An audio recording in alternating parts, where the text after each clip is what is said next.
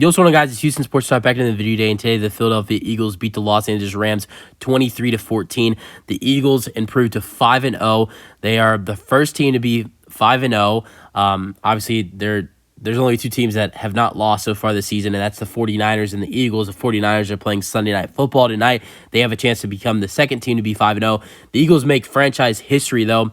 This is the first time they've ever gone back-to-back seasons, starting out the season 5-0. As last year, the Eagles started off, I think, 8-0, something like that. Yeah, 8-0, and they've won their first 5 straight games this season, and I believe that this Eagles team is just as good as they were last year, if not better.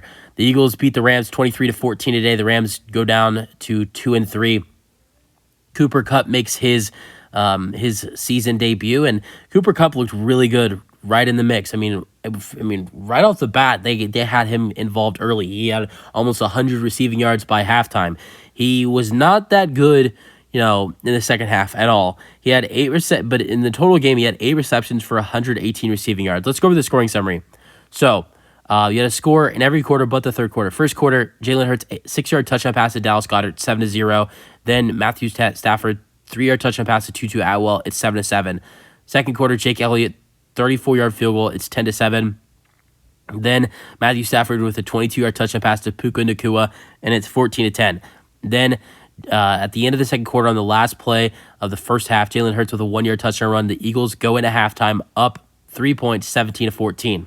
Then no scores at all in the fourth quarter. No scores at all in the third quarter. Fourth quarter, you have 2 field goals for Jake Elliott, both 26-yard field goals, and the final score is 23-14. Game leaders, Jalen Hurts, 25 for 38, 303 passing yards, 1 passing touchdown, 1 interception thrown.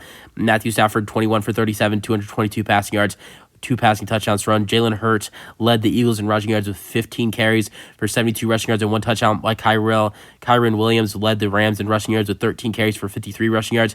Of course, A.J. Brown led the Eagles in receiving yards. Devontae Smith was terrible. He had 6 receptions for 127 receiving yards. And Kupp led the Rams in receiving yards with 8 receptions for 118 receiving yards. Okay, so other rushing for the Eagles, DeAndre Swift had 17 carries for 70 rushing yards. Puka Nacua had another receiving for both teams. Puka Nacua had 7 receptions for 71 receiving yards and 1 touchdown. Dallas Goedert, what a master performance from him and the Eagles. He had 8 receptions for 117 receiving yards and 1 touchdown. Fumbles. Puka Nacua did fumble, but they did not. It was recovered by Cooper Kupp, and the Rams did not lose a fumble. That was the only fumble of the ball game.